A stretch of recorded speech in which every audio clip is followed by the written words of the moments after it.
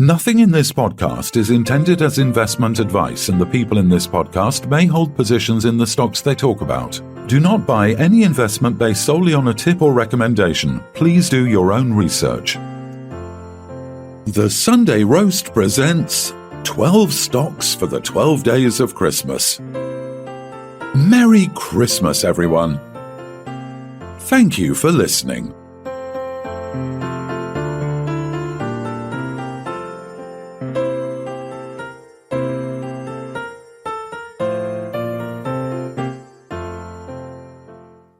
Hello and welcome to the 12 Stocks for the 12 Days of Christmas. I'm Phil Carroll, and today we're joined by Shay Connon, Chief Executive of 3D Bio-tissues, and Jeff Baker, Non-Executive Director of BSF Enterprises. Welcome, gents, and Merry Christmas. Merry Christmas, Phil. Merry Christmas indeed. Yeah, it's a bit warmer out there, Jeff, for where Christmas is for you, I guess. Yeah, they don't slow down for Christmas here in China and Hong Kong. That's they just put a party hat on and that's about it. Presumably they have a new year, do they? They celebrate rather than that. Yeah, it's come early next year. It's I think 22nd, 23rd of January, Chinese New Year. So it's but listen, they don't miss out on celebrations here. They'll always celebrate Christmas. For sure. Now, 2022 has been a good year for 3D Bio-tissues and BSF with a May admission to trading, and since then, good progress with the company receiving a substantial grant and the successful prototype of lab-grown meats. Do you want to add anything to this and maybe what listeners and shareholders can look forward to in 2023?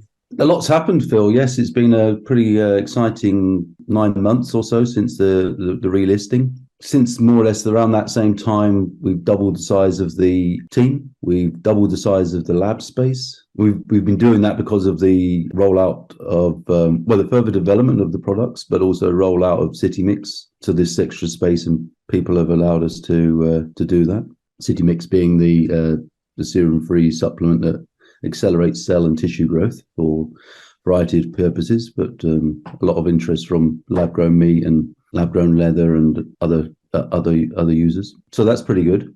Yeah, as you said, the kind of the platform process that we initially developed to the cornea has been successfully transferred into other tissues such as muscle for meat and skin for leather. And we're on the way to bringing that to the public in the next few months. We were very excited and pleased by the initial results with the muscle, creating samples of several centimeters with a really good feel and a really good smell when cooked. So that was pleasing and a really strong base to build further on. The skin, again, really going very well. There'll be some updates on that coming soon, but it's looking extremely promising and extremely skin-like in its makeup. And then largely the corneas, so we've working on a clinical plan for that and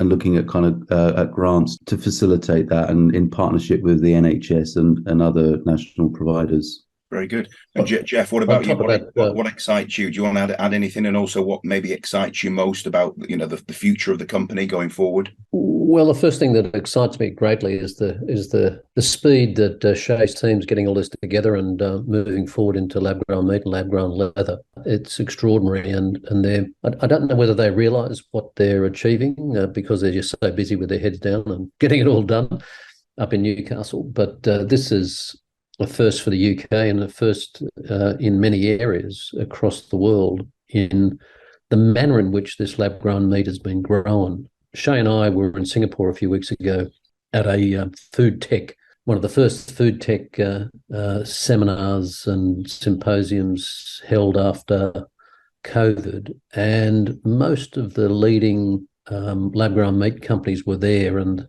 they were really impressed by the manner in which Shay and his team are growing the lab-grown meat in a structured way that's driven by the growth of the cell itself rather than having artificial scaffolding built into the meat. And I think that convinced me that obviously that we're on the right track and the company's going to be a world leader in this type of cell development. On top of that, there's the FDA that was announced just a few weeks ago approving the sale of lab-grown meat, which is something I'm in Hong Kong at the moment talking to investors.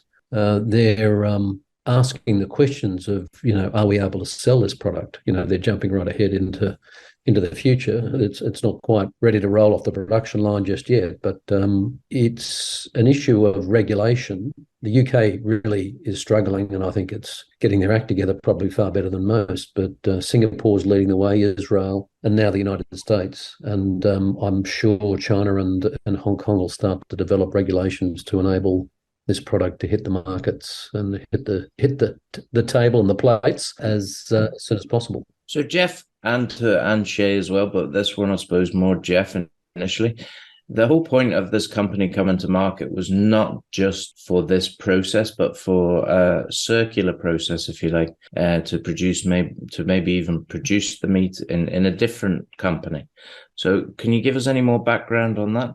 Yeah, there's a long product cycle in producing meat and food and bringing it to your table. If you think of it as a straight line, you begin at the farm and go right through the slaughtering and distribution, or the packaging of the meat and distribution, wholesaling and retailing of the product. We don't want to be in that downstream end. We're in a sense upstream in that process where we have the technology, and we're wanting to develop all the right technologies in this industry to enable us to be world leaders for lab-grown meat and lab-grown leather. And where we've got quite a few patents and IP rights to ways and means of developing lab-grown meat that's not really being done around the world at the moment. So it's a great progress that is being undertaken in regard to just getting that IP together. We'll be licensing and joint venturing that IP with others who want to get into the manufacturing and the mass production of lab-grown meat, but we won't necessarily be undertaking that, and because that will take billions of pounds in putting it together. So from the point of view of income for BSF, then you're looking at a no risk fee for each pound produced or each amount produced. Is this the likely scenario? Well, what no risk? There's nothing that you could call no risk in business, but it's a low risk. And we're not rushing out and spending billions of pounds putting together a robotic plant to produce lab-grown meat. We're developing the means to be able to do that and license it on to others. So it's a low cost, low risk strategy.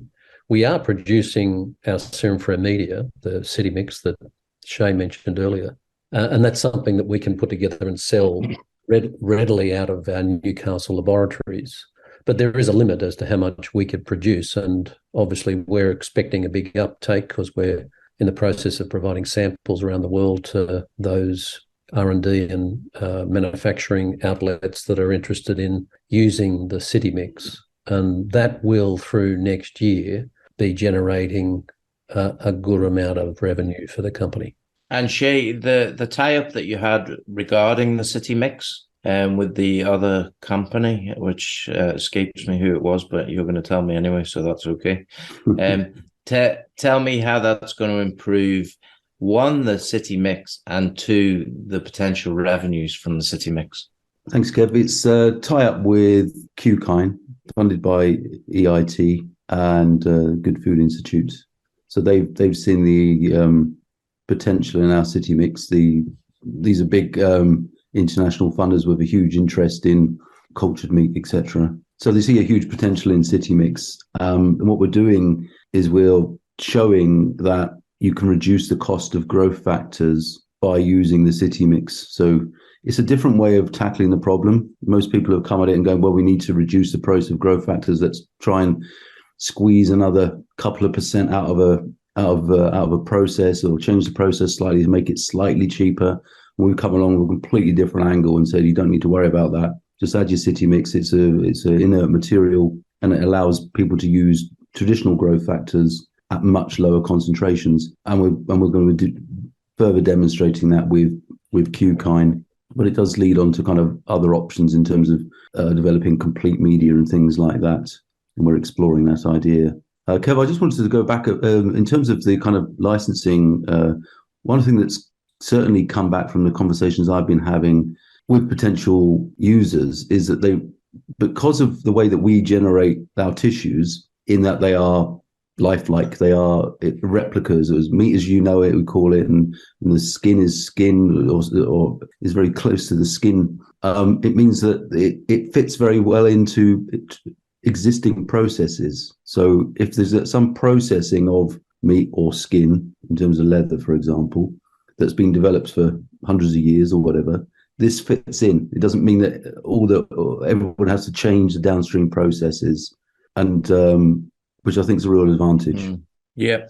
The reason why we chose you guys as one of our stocks for 2023, and I have high hopes for this company in terms of its potential to produce some stellar results, not just 2023, but onwards, is the City Mix is how can I put it? It's like a building block under this company. So with a market cap of somewhere in the region of 11-12 million pounds, and the ability through the City Mix product to produce, consistent revenues over a period of time, just even from what you're producing yourself without someone else producing it, and all of this potential. I mean, the stocks that are based around this area, if you like, of creating, and I will say artificial meat, even though this isn't artificial meat, this is meat as we know it, are worth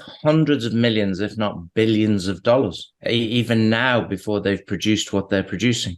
So what are your thoughts on that, both Jeff and Shay? Well, I'd like to describe the City Mix as a building block that we're using to bring in income, and on its own, it's a valuable asset. The stuff we're doing with the lab-grown meat is only really adding value to that. And just to support Shay, I think next year is going to be an even bigger year for the company. We'll move into commercializing the City Mix and getting good revenue from that. And we're moving towards our showcase bit of meat, which we'll be cooking up in London in February, March of next year, which will showcase a wonderful piece of, or two pieces of lab-grown pork steak, which will be one of the first in the UK to be able to produce such a bit of meat, which will look, feel, taste, and be real meat. Sure, there'll be a lot of fanfare around that, and we look forward to you updating us with your progress as you continue. But before we go and wrap up, being obviously a Christmas themed show, what is the best Christmas present that you've both ever received? Starting with you, Shay. So it could be a chat from childhood, or it could be something you received last year, or even something you've given. Okay. Well, you're all too young to know this, but something called a big track. When I was about, I remember the one that you programmed, sort of five paces forward. I remember with the that's it, 1980s big track. You give me very little credit, Shay or Jeff. How old are you, Shay? I'm 50. 54. You're a baby.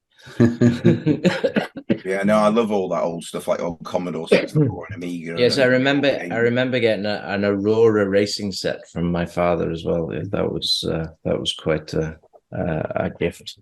And Jeff? Gee, I'm struggling. I never liked Christmas. I'm sorry. And as an adult, I really enjoy seeing the back of Christmas and starting a new year and starting afresh. The only thing I can remember is a bicycle when I was a kid, my first little bike, which was my pride and joy, and traveling around gave me freedom. I got the hell out of the house. So very good. Well, leaves us to say, Shay Connon and Jeff Baker, thanks very much for your time. Thank you. Thank you. Thanks, Phil. Thanks, Kev. Thanks, guys. This podcast was brought to you by Roast PR Limited. If you would like to appear on a future episode of The Sunday Roast, please email admin@thesundayroast.net.